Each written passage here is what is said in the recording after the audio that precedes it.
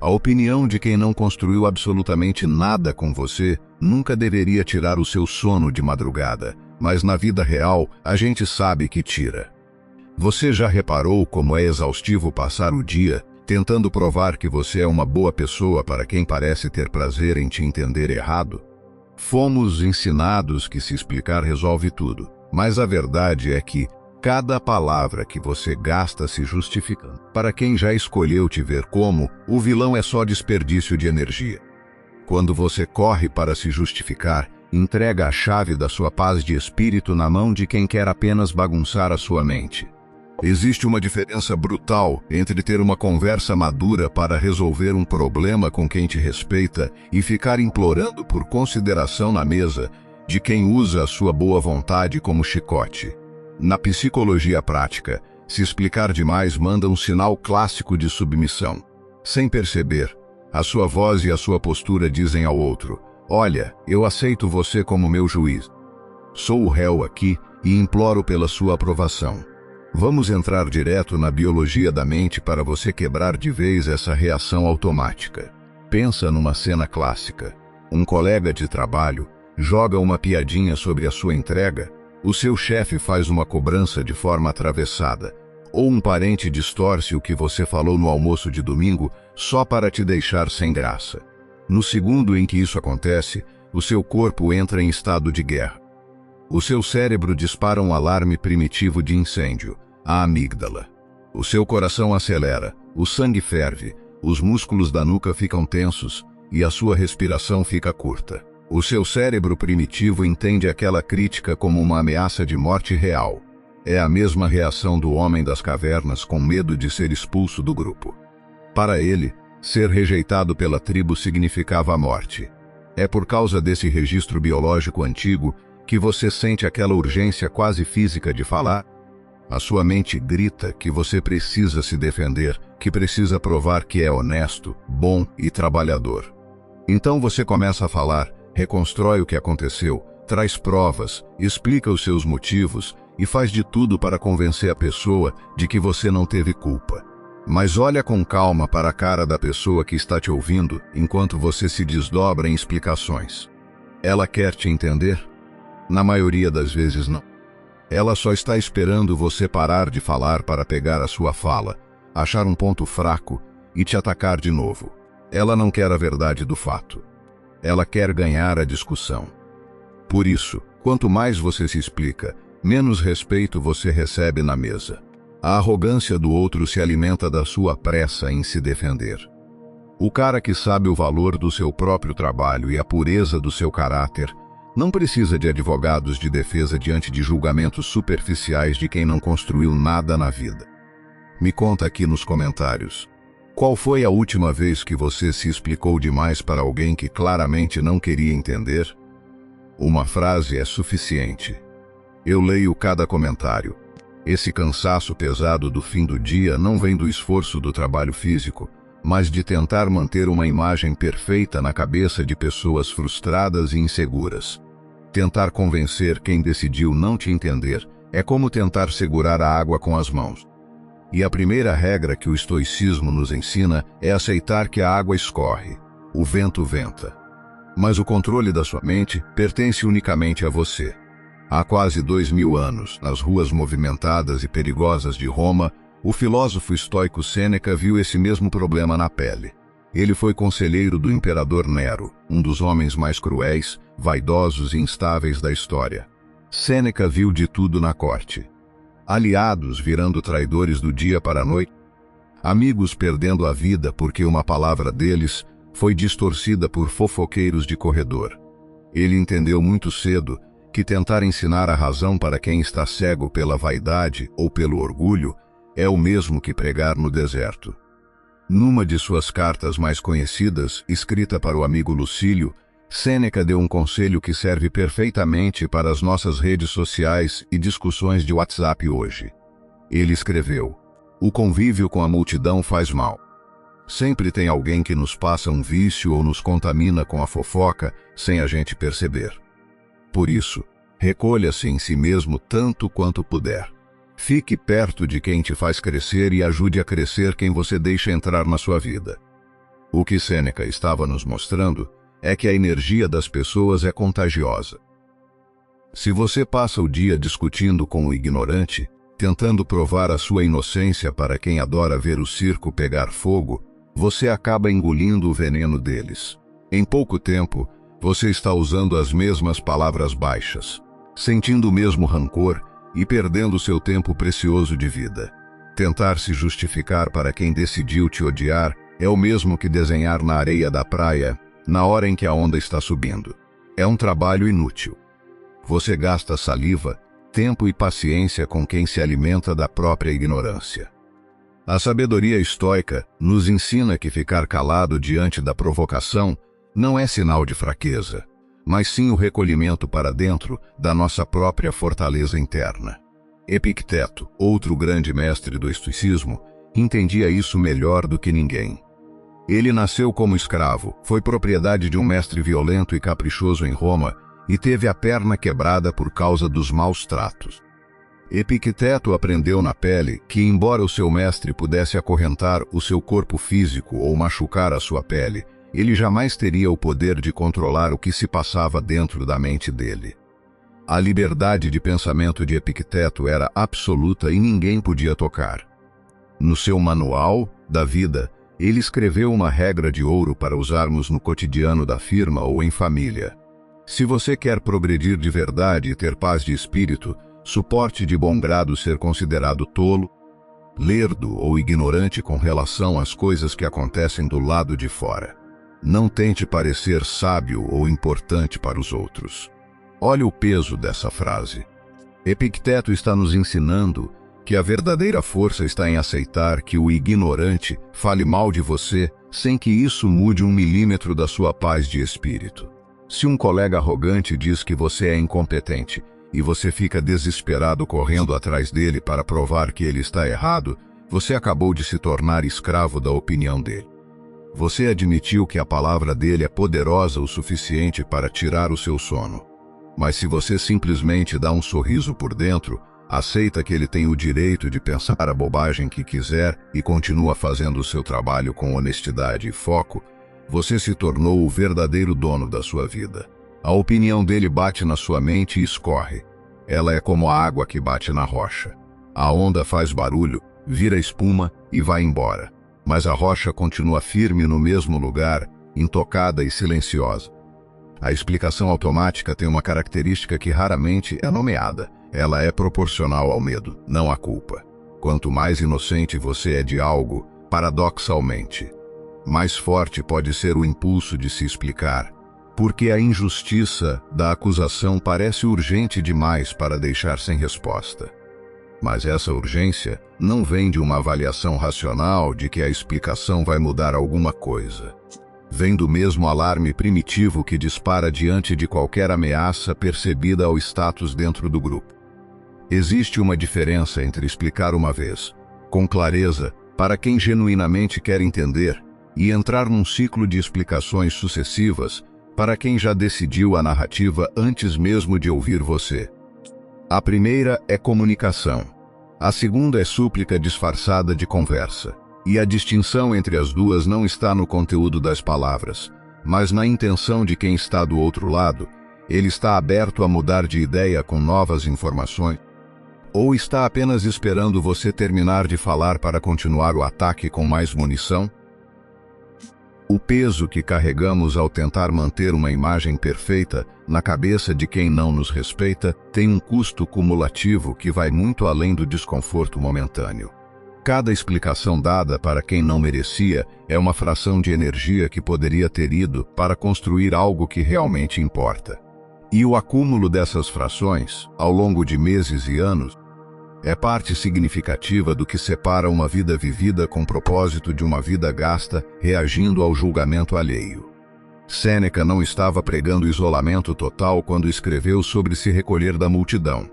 Estava apontando para uma seletividade necessária. Nem toda companhia merece a sua energia, e reconhecer isso não é arrogância, é autopreservação. O convívio constante com quem distorce, fofoca e provoca tem um efeito de contaminação gradual. Da mesma forma, que passar tempo perto de quem reclama constantemente, eventualmente faz você reclamar mais, mesmo sem perceber a mudança acontecendo. A imagem da água que escorre e do vento que venta, mas que não tira de você o controle da própria mente, é central para entender o que o estoicismo realmente propõe. Não é negação da realidade externa. É reconhecimento de que existem dois domínios completamente diferentes: o que acontece fora de você, que você não controla, e a forma como você processa o que acontece, que é inteiramente sua. A confusão entre esses dois domínios é a raiz de praticamente todo o sofrimento desnecessário que vivemos. Epicteto escreveu o seu manual não para acadêmicos discutirem em salões. Escreveu para qualquer pessoa, em qualquer condição de vida, conseguir aplicar diretamente na confusão do cotidiano. E essa aplicabilidade prática é exatamente o que torna a filosofia estoica tão relevante 2000 anos depois. Ela não exige condições especiais, riqueza, educação formal ou tempo livre. Exige apenas a disposição de praticar, repetidamente, a distinção entre o que está e o que não está sob o seu controle. Existe algo sobre o cansaço específico de viver tentando administrar a percepção alheia que merece ser nomeado com precisão. Ele não é cansaço de fazer, é cansaço de ser. Você não está exausto pelas tarefas do dia. Está exausto por manter uma versão editada de si mesmo apresentável a pessoas que, na maioria dos casos, não têm capacidade nem interesse genuíno de te conhecer de verdade. E esse tipo específico de exaustão não se resolve com descanso físico. Se resolve com a recusa de continuar performando. A diferença entre quem responde e quem reage, que Epicteto viveu em condições de escravidão, tem uma aplicação que vai muito além de situações extremas.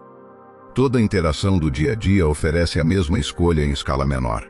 Você pode ser movido pelo impulso imediato de defender a imagem, ou pode escolher com base nos próprios valores, se a situação genuinamente merece resposta.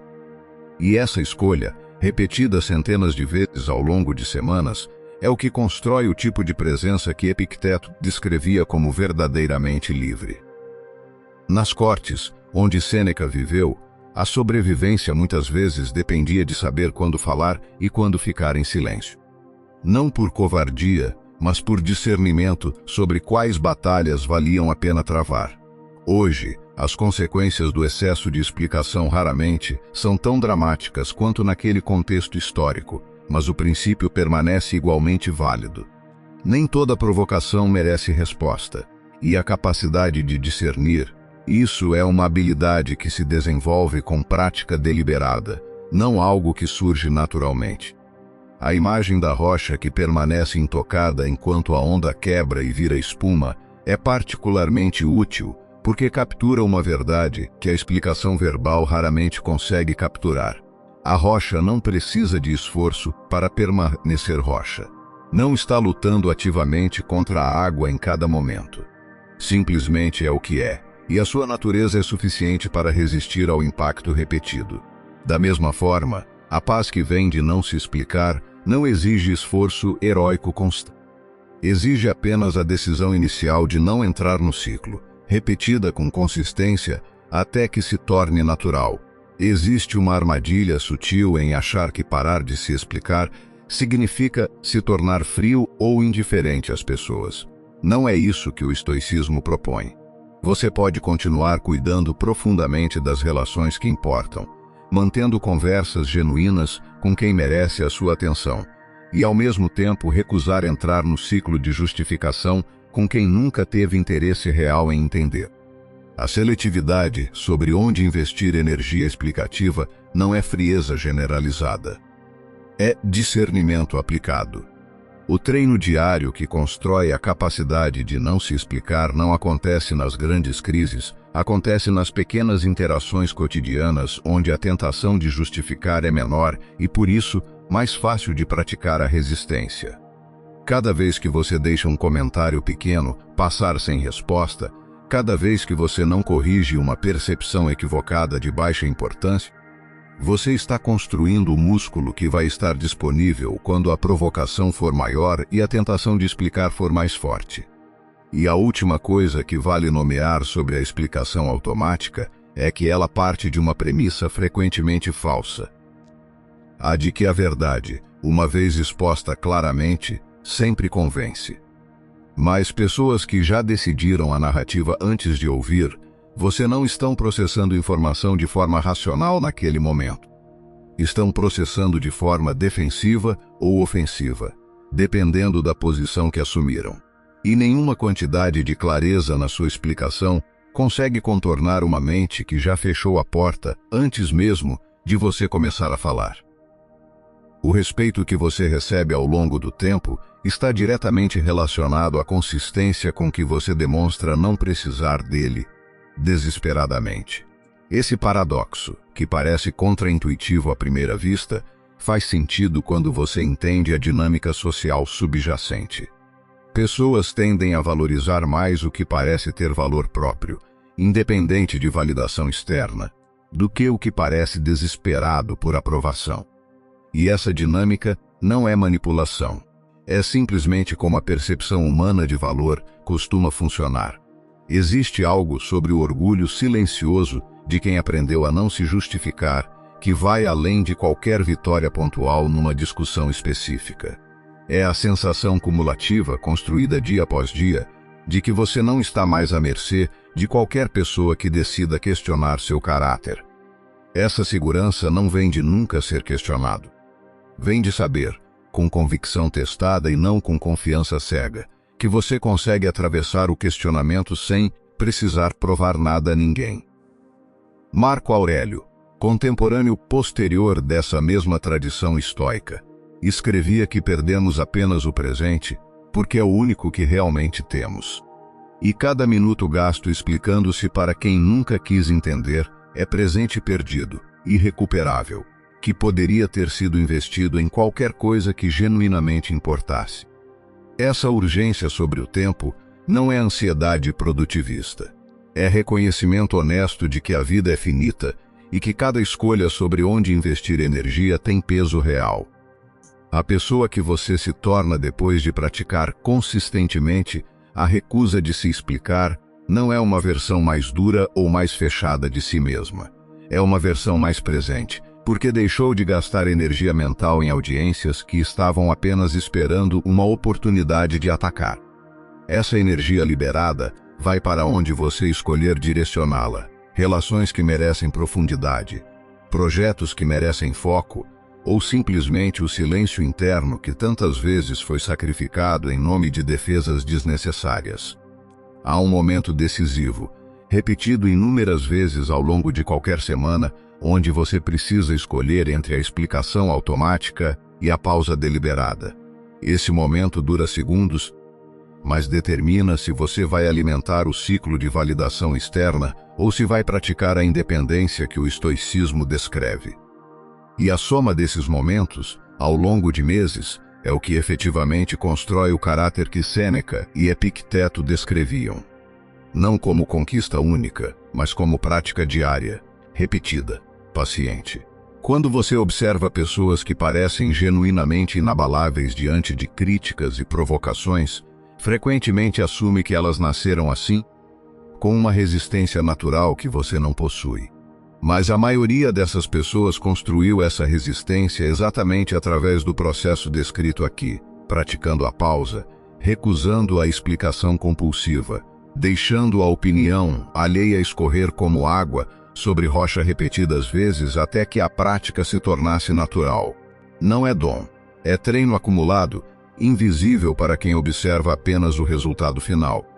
Cada vez que você não responde a uma provocação, está praticando algo que os estoicos chamavam de apateia, não no sentido moderno de apatia desinteressada, mas no sentido original de liberdade em relação a paixões descontroladas que sequestram o julgamento. Não é ausência de sentimento. É a recusa de deixar que o sentimento imediato governe a ação sem o filtro da razão. E essa distinção, que parece sutil na teoria, faz toda a diferença na prática diária. E quando a tentação de explicar voltar a aparecer, porque ela vai voltar, lembre-se de que a pergunta mais útil não é se você consegue se justificar de forma convincente. Mas se essa pessoa específica, nesse contexto específico, merece o investimento da sua energia explicativa. A resposta, na maioria dos casos envolvendo críticos, fofoqueiros e provocadores, vai ser não. E essa clareza, repetida cada vez que a pergunta é feita, é o que constrói a soberania mental que toda essa conversa apontou desde o início. Epicteto deixou uma reflexão final que vale carregar para sempre. Se alguém te disser que outra pessoa falou mal de você, não tente se defender ou dar desculpas. Apenas diga com um sorriso: ela deve desconhecer os meus outros erros, caso contrário não teria mencionado apenas esses. Domine sua mente ou será dominado por ela. A teoria é apenas o mapa. O território só é conquistado quando você coloca os pés na estrada. Saber o que fazer e continuar agindo da mesma forma é o mesmo que não saber nada. A rocha continua firme, intocada, silenciosa, e você também pode ser essa rocha. Você não deve explicações da sua vida para quem não tem a capacidade de enxergar a sua honestidade. Lembre disso na próxima vez que o impulso de se justificar aparecer. Tentar convencer quem decidiu não te entender é como tentar segurar a água com as mãos. Aceite isso e a sua energia se liberta para o que realmente importa. Hoje eu escolho o silêncio. É um pacto simples e direto comigo mesmo. É um pacto simples de você com você mesmo. Você gasta saliva, tempo e paciência com quem se alimenta da própria ignorância. Pare. Direcione essa energia para construir, não para se defender. A opinião dele bate na sua mente e escorre. Ela é como a água que bate na rocha. A onda faz barulho, vira espuma e vai embora. Existe uma diferença brutal entre ter uma conversa madura com quem te respeita e ficar implorando consideração de quem usa a sua boa vontade como chicote. Aprenda a distinguir as duas. Suporte de bom grado ser considerado tolo, lerdo ou ignorante com relação às coisas que acontecem do lado de fora. Não tente parecer sábio ou importante para os outros. O seu cérebro primitivo entende a crítica como ameaça de morte real, mas você não vive mais numa tribo onde a rejeição significa morte. Você pode escolher diferente agora. Cada palavra que você gasta se justificando para quem já escolheu te ver como vilão é só desperdício de energia. Recupere essa energia para você mesmo. Sêneca foi conselheiro do imperador Nero, um dos homens mais cruéis e instáveis da história. Mesmo nessas condições extremas, ele encontrou clareza sobre quando vale a pena falar e quando vale calar. Tentar ensinar a razão para quem está cego pela vaidade ou pelo orgulho é o mesmo que pregar no deserto. Reconheça isso e pare de gastar palavras em vão. Esse cansaço pesado do fim do dia não vem do trabalho físico, mas de tentar manter uma imagem perfeita na cabeça de pessoas frustradas e inseguras. Reconheça a fonte real do seu cansaço. Não tente parecer sábio ou importante para os outros. Essa é a regra de ouro que Epicteto deixou para a vida real, no meio da confusão do dia a dia. O autodomínio exige prática diária, consistente e implacável. Parar de se explicar é apenas o primeiro. O resto vem com a repetição, dia após dia. A sua jornada de autodomínio e soberania está apenas começando. E cada escolha de silêncio, a partir de hoje, é um tijolo nessa construção. Não desvie os olhos. Deixe o silêncio durar 15 segundos. Fique olhando para a pessoa, calado. Você vai ver o arrogante ficar completamente sem graça. Quando você terminar essas 72 horas de teste, você vai notar a sua ansiedade diária cair pela metade. Aquele aperto que você sentia no peito vai sumir. A sabedoria estoica nos ensina que ficar calado diante da provocação não é fraqueza, mas recolhimento para dentro da própria fortaleza interna. Pratique isso a partir de hoje. Hoje eu escolho o silêncio. É um pacto simples e direto comigo mesmo. Nos vemos no próximo vídeo. Se algo do que foi falado aqui chegou em você, se você se reconheceu nesse desgaste de se explicar para quem nunca quis entender, eu te convido a conhecer o método Devagar. Tudo muda. É um caminho de desenvolvimento emocional que vai te ajudar a reconhecer o mecanismo biológico que te empurra para a explicação automática. a construir a rocha que deixa a opinião alheia escorrer sem absorver, e a criar, com cuidado genuíno e com a consistência que esse processo pede, uma paz que não depende de convencer quem nunca quis ser convencido. O link está na descrição desse vídeo. Se esse conteúdo chegou onde devia, compartilha com alguém que você sabe que precisa ouvir isso. Aquela pessoa que está gastando energia tentando provar inocência para quem só quer ver o circo pegar fogo. E se ainda não acompanha o canal, inscreve-se agora, pois toda semana tem conteúdo novo por aqui, pensado com cuidado para pessoas que estão levando o próprio desenvolvimento a sério. Ativa o sininho para continuar essa jornada e ficar por dentro dos próximos conteúdos. Vejo você no próximo vídeo. Lembre-se, devagar tudo muda.